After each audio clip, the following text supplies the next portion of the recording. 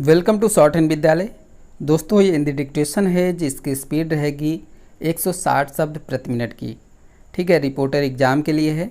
चलिए स्टार्ट करते हैं। अगर आप लोगों के लिए हेल्पफुल डिक्टेशन है तो आप लोग लाइक शेयर कमेंट ज़रूर किया करिए। चलिए रेडी स्टार्ट।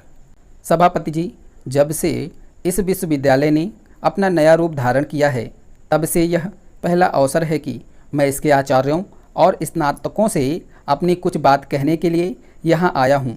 भारत में जिन विश्वविद्यालयों को इस दृष्टि से कि उनकी स्थापना को अभी पूरे 50 वर्ष भी नहीं हुए हैं नया कहा जा सकता है, उनमें वाराणसी विश्वविद्यालय को छोड़कर संभवतः यही विश्वविद्यालय सबसे पुराना है, किंतु अभी कुछ ही दिन पहले इसने अपना वर्तमान रूप ग्रहण किया है। इस दृष्टि से यह इन सब नवीन विश्वविद्यालयों में नवीनतम विश्वविद्यालय माना जा सकता है। अभी इसकी परंपराओं की श्रृंखलाएँ इतनी कठोर नहीं हो गई हैं कि यह नए पथ पर सरलता से अग्रसर न हो सके। अतः मैं इससे यह आशा करता हूँ कि यह अपनी शिक्षा का ढंग कुछ ऐसा रखेगा जिससे कि यह मानव जीवन की शिक्षा के सब प्रयोजनों को पूरा कर सके। मैं यह कई अवसरों पर और कई स्थानों पर कह चुका हूँ कि हमारी वर्तमान शिक्षा प्रणाली, चाहे वो प्राथमिक विद्यालयों की, माध्यमिक विद्यालयों की अथवा विश्वविद्यालयों की हो, उपरोक्त उद्देश्यों को पूरा करती प्रतीत नहीं होती। कम से कम यह बात तो है ही कि यह ऐसी नहीं है कि शिक्षा के उद्देश्यों को संतुलित रीति से पूरा कर सके। आपकी अनुमति से इस संबंध में मैं आपसे कुछ शब्द कहना चाहता हूँ। मेरा यह मत है कि शिक्षा के 3 उद्देश्य होते हैं, जिनमें से 2 उद्देश्य तो व्यक्ति के अपने निजी जीवन से संबंध रखते हैं और तीसरा व्यक्ति के सामूहिक जीवन से संबंधित है। प्रथमतः शिक्षा का यह प्रयोजन है कि वह व्यक्ति की ईश्वर प्रदत्त सहज विवेक बुद्धि की सामर्थ्य और क्षमता को बढ़ाए। यह ठीक है कि मानव को विवेक बुद्धि जन्म से ही प्रकृति या ईश्वर से मिली हुई होती है, किंतु अपनी नैसर्गिक अवस्था में इसकी सामर्थ्य और क्षमता अत्यंत सीमित होती है। यदि कोई व्यक्ति केवल उसी के सहारे छोड़ दिया जाए तो अपनी देशकाल की सीमाओं के कारण वह उससे ना तो अपना ही कोई लाभ उठा सकेगा और ना अपने अन्य भाइयों का कोई भला कर सकेगा। किंतु यदि उसकी विवेक बुद्धि को पिछली पीढ़ियों की संचित अनुभूति से संपन्न कर दिया जाता है तो उसकी शक्ति और क्षमता बहुत अधिक बढ़ जाती है, क्योंकि उस अवस्था में उसे अपने और बाह्य चराचर जगत के बारे में ऐसी अनेक उपयोगी और आवश्यक बातें ज्ञात हो जाती हैं जिन्हें वह केवल अपने विवेक या विचार शक्ति से नहीं जान सकता था। दूसरे शब्दों में, इस प्रक्रिया द्वारा उसकी विवेक बुद्धि इतनी सक्षम और सामर्थ्यवान हो जाती है कि उसके सहारे वह अपने को अपने चारों ओर के जड़ और सजीव जगत को समझने और उसमें रहकर अपने जीवन को ठीक दिशा में चलाने के योग्य हो जाता है। बुद्धि एवं विचार शक्ति को और अधिक सामर्थ्यवान बनाने की प्रक्रिया को ही शिक्षा कहा जाता है। महोदय, श्रीमती नीरा अयन ने बताया कि उनका बेटा बंटी फेरी वाले की आवाज़ सुनते ही रोने और मचलने लगता है। आखिर उसकी जिद पूरी की जाती है। एक दिन मैं सो रही थी, आँख खुली तो देखा कि बंटी आइसक्रीम खा रहा है। मैंने पूछा, यह आइसक्रीम कहाँ से आई? तो कहने लगा, मैंने आपके तकिए के नीचे से नोट निकाल कर आइसक्रीम खरीदी है। मेरा माथा टनका। तकिए के नीचे देखा तो 100 का नोट गायब था। मैंने उससे पूछा, बाकी पैसे कहाँ हैं? तो कहने लगा, उसने एक नोट की एक आइसक्रीम दे दी है। मैं मन मार कर रह गई। दूसरे दिन कई आइसक्रीम वालों से पूछा, पर नोट कहाँ मिलना था। इस प्रकार की खरीदारी के कारण कई बार तो बच्चों में चोरी की आदत ही पड़ जाती है। वे अपनी गुल्लक, मम्मी के पर्स और पापा की जेब से पैसे निकालने लगते हैं। इस प्रकार के पैसों का अधिक महत्व नहीं समझने के कारण अधिक मूल्य देकर वे कम और घटिया वस्तु खरीद लेते हैं। स्कूल जाने वाले बाल उपभोक्ता स्कूल के वातावरण, परिवहन साधन तथा आदि छुट्टी के समय मिलने वाले खाद्य पदार्थों से प्रभावित होते हैं। स्कूल में पूरी फीस देने के बाद भी यदि बच्चों को हवा, प्रकाश, जन प्रसाधन और स्वच्छ वातावरण नहीं मिलता है तो वे स्वाभाविक ही शोषण के शिकार बन जाते हैं। स्कूल बस या रिक्शे में बच्चों को भेड़ बकरियों की तरह यदि ठूंस कर भरा जाता है तो इसका भी बच्चों पर बुरा प्रभाव पड़ता है। स्कूल के बाहर खोमचों और ठेलों पर बिकने वाली चीज़ें प्रायः अस्वास्थ्यकर, हानिकारक होती हैं। बच्चे इन चीज़ों को बड़े स्वाद से खाते हैं। वे नहीं जानते कि मीठी इमली चुस्की, आइसक्रीम, मिठाई, चाट पकौड़ी, चूरन इत्यादि में कृत्रिम हानिकारक रंगों तथा अखाद्य पदार्थों की मिलावट की गई है। इन्हीं से बच्चे को खाद्य विषाक्तता होती है। इन सब कठिनाइयों से बचने के लिए बच्चे को प्रारंभ से ही जागरूक उपभोक्ता बनाने का प्रशिक्षण दिया जाना चाहिए। आज के आर्थिक उपभोक्तावादी संस्कृति के युग में बच्चों को खरीदारी से वंचित नहीं रखा जा सकता। इसलिए बच्चों को पैसे का महत्व समझाते हुए सही खरीदारी का व्यवहारिक ज्ञान कराना चाहिए। मेलों और बाज़ारों में बच्चों को ले जाते समय उनको पहले ही समझा कर ले जाना चाहिए। उनके मांगों से पहले ही उनके मतलब की कोई चीज़ उन्हें दिला देनी चाहिए। इससे उन्हें कुछ संतोष मिल सकता है। विज्ञापन विक्रय कला के भ्रमजाल में न फंसने की भी हिदायत उन्हें समय समय पर देते रहना चाहिए। विश्वास की जगह से वस्तु खरीदने और फेरी वालों की ठगी से बचने की बात बच्चों के मन में बैठा देनी चाहिए। रुपए पैसे की पहचान के साथ साथ सही नाप तौल का ज्ञान भी बच्चों को कराना चाहिए। कुशल बाल उपभोक्ता ही भविष्य में अच्छे खरीदार सिद्ध हो सकते हैं। भाइयों और बहनों, आज रात मैं आपसे कश्मीर के बारे में कुछ कहना चाहता हूँ।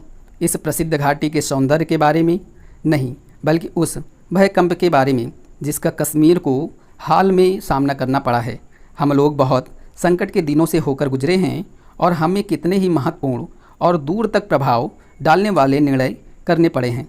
हमने ऐसे निर्णय किए हैं और मैं आपको उनके बारे में बताना चाहता हूँ। पड़ोसी सरकार ने ऐसी भाषा में जो सरकारों की तो क्या बल्कि जिम्मेदार लोगों की भी भाषा नहीं है, भारत सरकार पर यह आरोप लगाया है कि उसने कश्मीर को धोखेबाजी से भारतीय संघ में सम्मिलित किया है। ऐसी भाषा के प्रयोग से मैं उनकी बराबरी नहीं कर सकता और न ऐसा करने की मेरी इच्छा ही है, क्योंकि मैं एक जिम्मेदार सरकार और जिम्मेदार जनता की तरफ से बोल रहा हूँ। मैं मानता हूँ कि कश्मीर में दंगा और बल प्रयोग हुआ है, लेकिन प्रश्न यह है कि इसके लिए जिम्मेदार कौन है।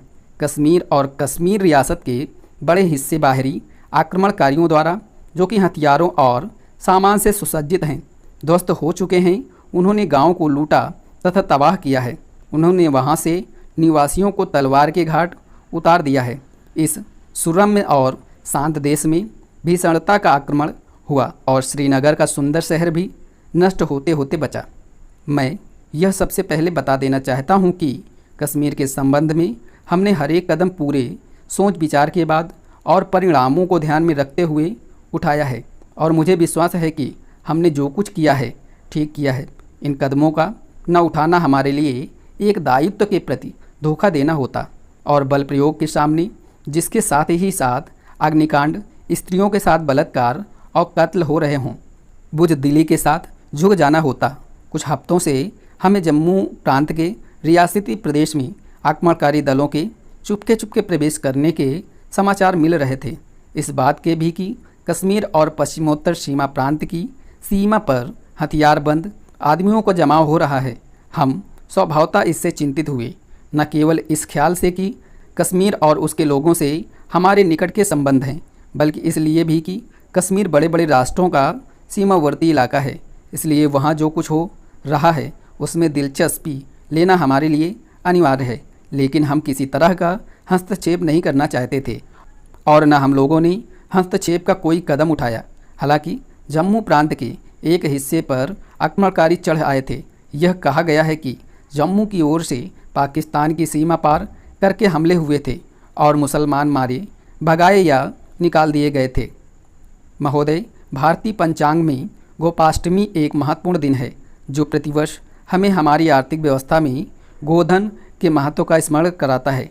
देश के जीवन में गोधन के ऊंचे स्थान को ध्यान में रखकर ही हमारे पूर्वजों ने इस दिन को राष्ट्रीय पर्व के रूप में मनाने का निश्चय किया था। गोधन की पूजा प्राचीन काल से इस दिन की विशेषता रही है। दुर्भाग्य से कालांतर में हम इस पर्व के वास्तविक उद्देश्य को भूल गए और गाय की पूजा मात्र से संतुष्ट होने लगे।